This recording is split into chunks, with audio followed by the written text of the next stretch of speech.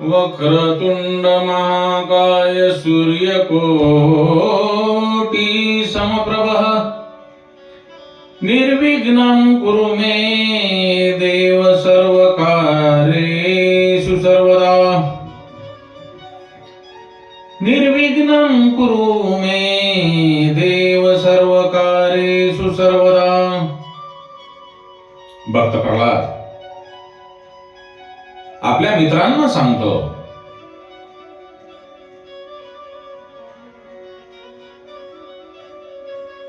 आता मी जे तुम्हाला सांगणार आहे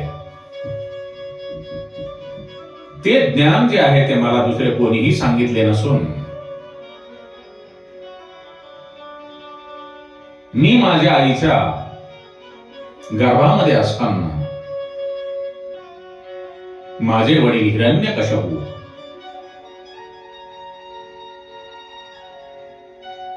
मंदार पर्वतावर तपश्चर्या करण्यासाठी गेले होते,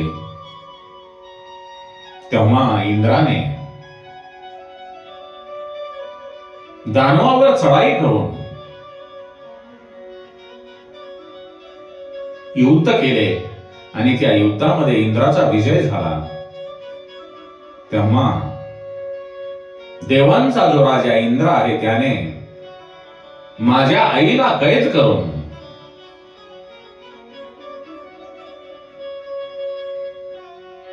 घेऊन जाऊ लागला। तेव्हा वाटेमध्ये त्यांना महर्षी नारद भेटले। त्यांनी इंद्राला सांगितले की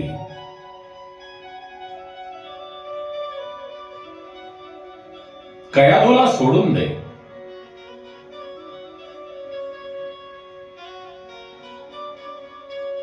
तेव्हा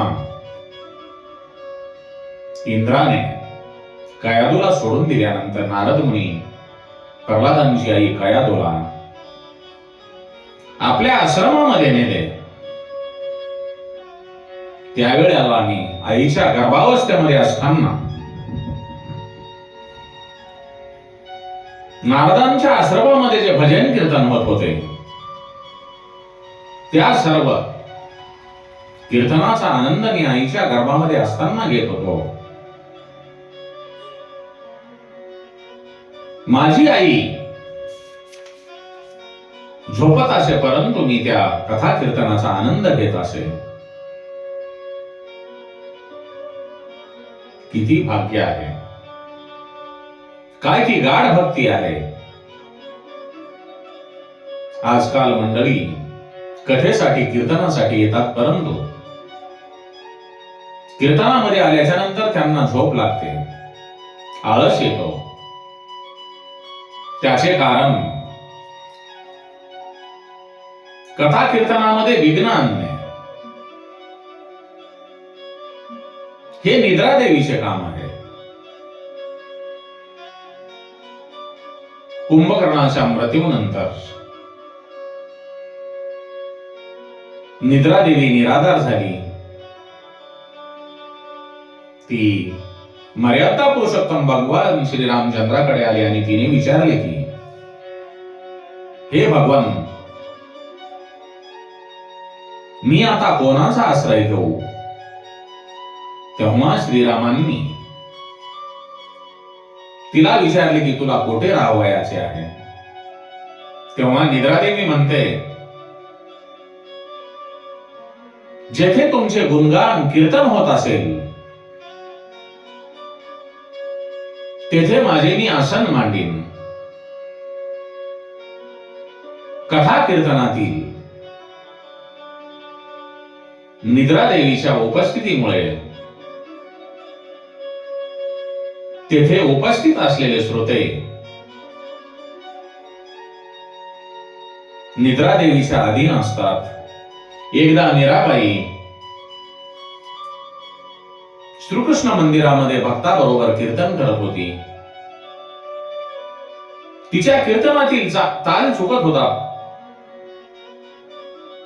ती श्रीकृष्णांच्या भक्तीमध्ये एवढी लीन झाली होती।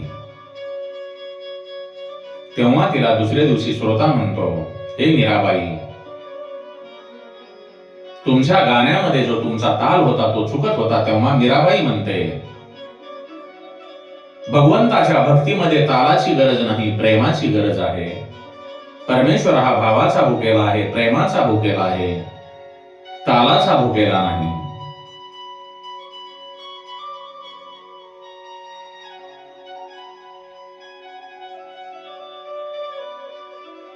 भगवान श्रीकृष्ण महाभारत युद्धाच्या वेळी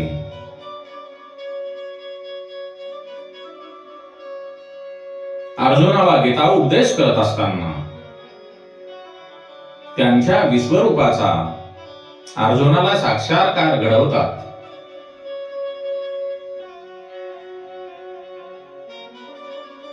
अर्जुनाला ते विश्वरूप पाहणे जड जाते, तेव्हा श्रीकृष्णाला म्हणतो, तेव्हा भगवान श्रीकृष्णांना अर्जुन म्हणतो, हे भगवंता, हे श्रीकृष्ण, तुमचे हे विराट स्वरूप पाहून माझे मन भयभीत झालेले आहे. परंतु जो नाद ब्रह्म आहे त्यांचे तसे नाही. त्या नाद ब्रह्मांचा आवाज सारे जण अनुभवू शकतात. कीर्तनामध्ये टाळ्या वाजल्या की नाद ब्रह्म प्रकटते आणि नाद ब्रह्म आणि नाम ब्रह्म एक झाले की परब्रह्म प्रकटते. नाम ब्रह्म आणि नाद ब्रह्म, नाम ब्रह्म आणि नाद ब्रह्म एकत्र झाले की ईश्वराला प्रकट व्हावे लागते. म्हणूनच भगवंताचे नाम संकीर्तन करत असताना टाळ्या वाजून भजन करावे. आपण ईश्वराची आराधना करत असताना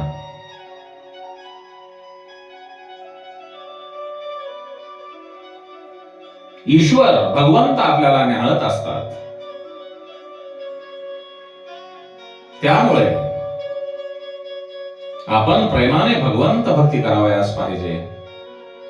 आपण नुसतेच नाम घेतले आणि टाळ्या वाजवल्या नाहीत तर तो नारायण म्हणतो,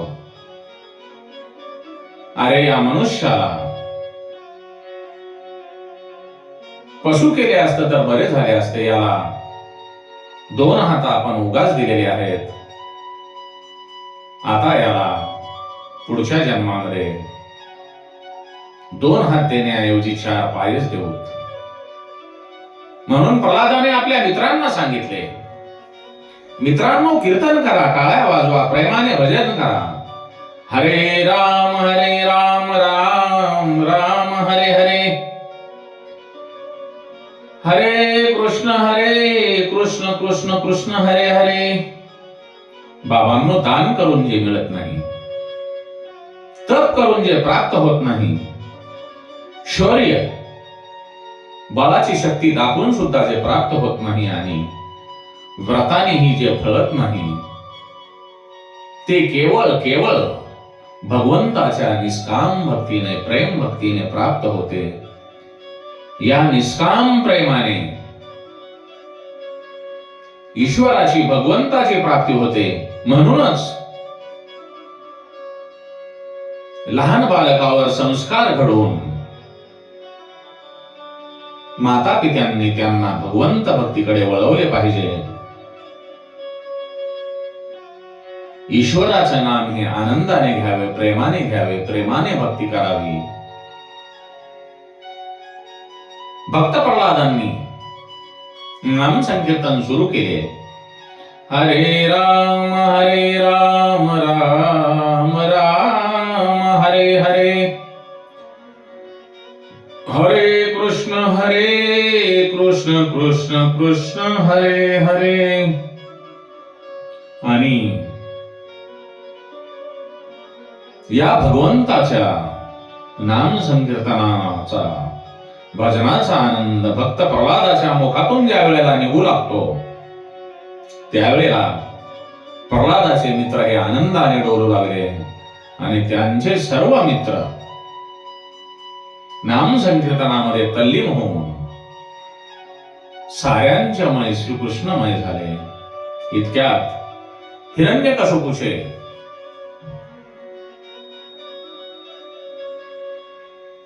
जे सेवक होते षंड आणि अकर्म तेथे आले. तेव्हा त्यांना सर्व मुले नाम संकीर्तनामध्ये तल्लीन झाल्याची दिसली. कोणालाच बाह्य जगाचे ज्ञान राहिलेले नाही, ते भजनामध्ये एवढे तल्लीन झाले होते. तेव्हा षंड आणि अकर्माला सर्वांचे भजन ऐकून आश्चर्य वाटले. त्यांना भीती वाटली की हे जर दोघे जोरात ओरडले आणि कीर्तन बंद करा, तुमचे नाम संकीर्तन बंद करा, परंतु त्यांचे बोलणे प्रल्हाद आणि त्यांच्या मित्राला ऐकू गेले नाही. तेव्हा षंड आणि अकर्म प्रल्हादाजवळ गेले आणि त्याचा हात पकडून त्याला भानावर आणण्यासाठी हे काय चालले आहे असे म्हणतात. परंतु प्रल्हादाचे शरीर हे कृष्णमय झालेले होते. तेव्हा षंड आणि अकर्म ते दोघेही कृष्णमय होऊन हरे राम राम राम हरे हरे, हरे कृष्ण कृष्ण कृष्ण हरे हरे. षंड आणि अकर्म सुद्धा भजन करू लागले. हिरण्यकशिपू हा षंड आणि अकर्म हे प्रल्हादाला चांगले शिक्षण देत आहेत किंवा नाही हे पाहण्यासाठी इतर सेवकांना ज्या वेळेला आश्रमामध्ये पाठवतो तेव्हा प्रल्हाद त्यांचे मित्र आणि षंड आणि अकर्म हे नारायणांचे भजन करताना दिसतात. आणि सर्वजणी हे कृष्ण भक्तीमध्ये, राम भक्तीमध्ये, नारायणांच्या भक्तीमध्ये लीन असल्याचे पाहून हिरण्यकशिपूचे सेवक घाबरतात. ते षंड आणि अकर्माजवळ जाऊन त्यांना समजावण्याचा प्रयत्न करतात, परंतु पाहण्यासाठी आलेले सेवक सुद्धा कृष्ण भक्तीमध्ये लीन होऊन जातात. तेही नाम संकीर्तन करतात. हा खरा सत्संगाचा महिमा आहे.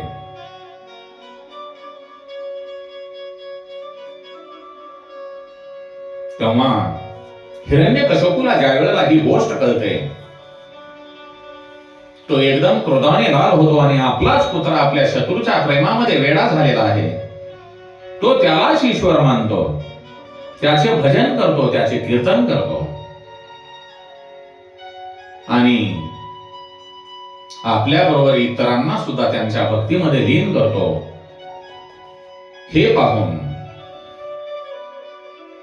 त्याला प्रल्हादाचा अतिशय राग येतो आणि म्हणतो, हे प्रल्हादा, हे पुत्रा, तू आजही माझ्या शत्रूची भक्ती करत आहेस. तुला मी सांगून सुद्धा काहीही तुझ्यावर फरक पडलेला नाही. तेव्हा हिरण्यकशिपू म्हणतो, हे प्रल्हाद, तुझा भगवंत कोठे आहे, तुझा नारायण कोठे आहे?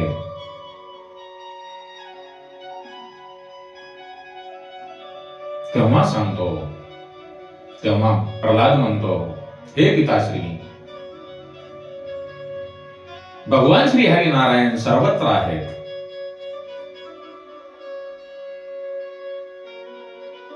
तो नाही अशी एकही जागा नाही. पिताश्री, तुम्ही शूरवीर आहात. तुम्हाला वाटते की मी हे जग जिंकलेले आहे, पण खरा वीर तोच आहे जो आपल्या आतल्या शत्रूंना मारतो. तुम्ही जरी जग जिंकले असेल तरी तुम्ही तुमचे मन जिंकलेले नाही. आणि जो मनुष्य मन जिंकतो तोच जग जिंकतो. तुमच्या मनामध्ये काम, क्रोध, लोभ, मद, मत्सर हे शत्रू लपलेले आहेत आणि ते तुमच्या विवेकरूपी मनाचा रिमोट करीत आहेत. ते शत्रू तुम्हाला रसातळाला नेत आहेत. तुम्ही क्रोध करू नका. तुम्ही मत्सराचा त्याग करा आणि नारायणांची आराधना करा, नारायणांची भक्ती करा. तेव्हा हिरण्यकश्यपू शांत होण्याऐवजी अधिक क्रोधित होतो आणि त्याला सांगतो, हे पहा, मी तुझा पिता आहे.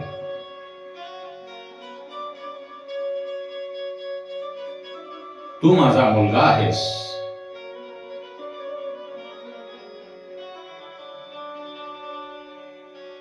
मला तुझा जो नारायण आहे तो कोठे लपून बसला आहे हे मला सांग. तेव्हा प्रल्हाद आपल्या पित्याला सांगतो, पिताश्री, भगवान श्री हरिनारायण हे सर्व व्यापक आहेत.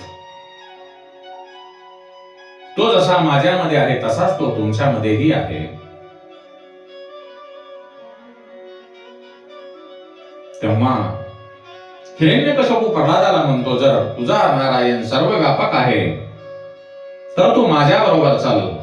आणि त्याला दरबारामध्ये घेऊन येतो आणि म्हणतो, हे प्रल्हाद, या खांबामध्ये, दगडी खांबामध्ये तुझा नारायण आहे का सांग. असेल तर तो मला का दिसत नाही. तेव्हा प्रल्हाद सांगतो, हे पिताश्री, तुमच्या डोळ्यातील क्रोधामुळे तुम्हाला नारायण दिसत नाहीत. तेव्हा प्रल्हादाचे बोलणे ऐकून हिरण्यकश्यपूला आणखी जास्त राग येतो. तो म्हणतो, थांब, आता मी या खांबाला तोडतो आणि त्यातून तुझ्या नारायणाला बाहेर काढतो आणि मारून टाकतो. प्रल्हाद काही क्षण विचारामध्ये पडतो. तो त्या खांबाजवळ जातो तर त्या खांबातून जसा सिंहाचा सिंहनाद होतो,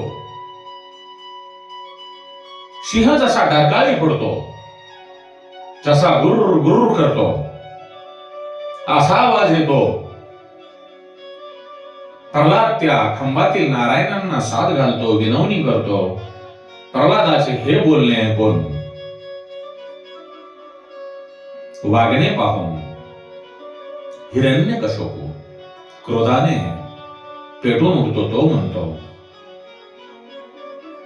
दाखव, मला दाखव. प्रल्हाद तितक्यात शांतपणे उत्तर देतो, पिताश्री, माझा भगवंत, माझा श्री हरिनारायण या खांबामध्ये विराजमान आहे.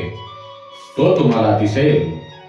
तेव्हा हिरण्यकश्यपूचा राग हा अनावर होतो. तो आपली गदा घेऊन त्या खांबावर मारू लागतो. तेव्हा प्रचंड गडगडाट होऊन त्या खांबाचे 2 तुकडे होतात आणि त्यातून नरसिंहरूपी भगवान बाहेर येतात. भगवंताचे वर्णन सिंहाचे तोंड असणारे आणि मनुष्याचे शरीर असणारा. तो नरसिंहही माणूसच असतो आणि पशुही असतो. नरसिंहाचे ते हिंसर रूप पाहून हिरण्यकश्यपूही भयचकित होतो. नरसिंह भगवंताचे अकराळ विकराळ लोक पाहून हिरण्यकश्यपू भयामुळे, भीतीमुळे मागे मागे जाऊ लागतो. पण त्याच्यातील वीर वृत्ती गप्प बसू देत नाही. तो आपली गदा सरसावतो आणि नरसिंहावर धावून जातो. हिरण्यकशपूचा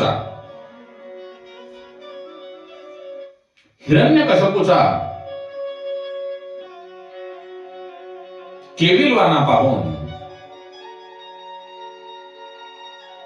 त्याच्या दरबारातील जे मंत्री होते त्यांची भीती वाढते, गाळण होते. ते भीतीने घाबरतात. आपण राजाला मदत केली होती आणि करायला पाहिजे यांचे त्यांना भानही राहत नाही. ते भयचकित होऊन दृश्य पाहत राहतात.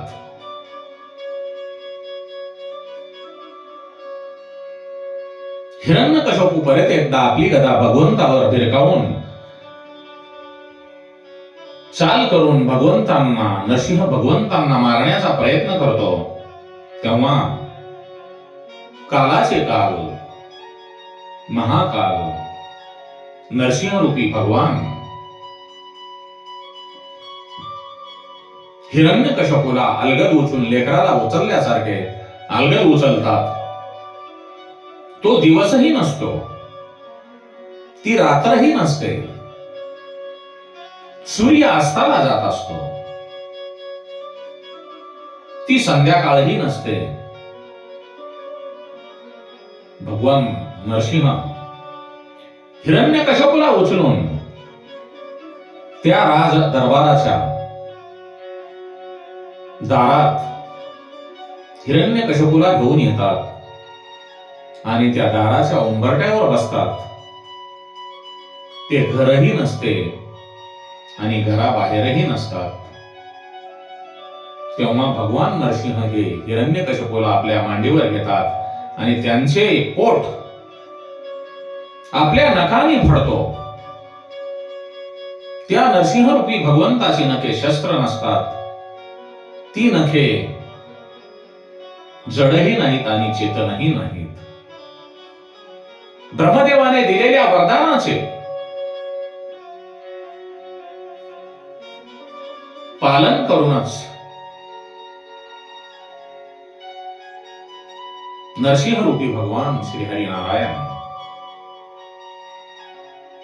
नरकेसरी हिरण्यकशिपूला मृत्यूदंड देतात.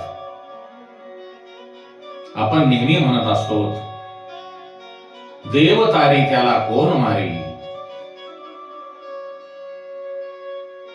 पण जेव्हा स्वतः देवच ज्यांना मारतो त्यांना कोण तारणार. हिरण्यकशिपूचा आपल्या वडिलाचा अंत झाल्याचा पाहून प्रल्हाद हा भयचकित होऊन सारा प्रसंग पाहतो. देव साऱ्या चराचरामध्ये व्यापलेला आहे. तो कोठेही आपल्या भक्ताचे रक्षण करण्यासाठी हजर असतो.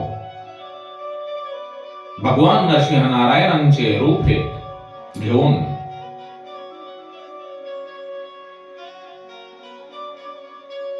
स्वतः श्री हरिनारायण वैशाख शुद्ध चतुर्दशीला निर्जीव खंबातून प्रकट होतात.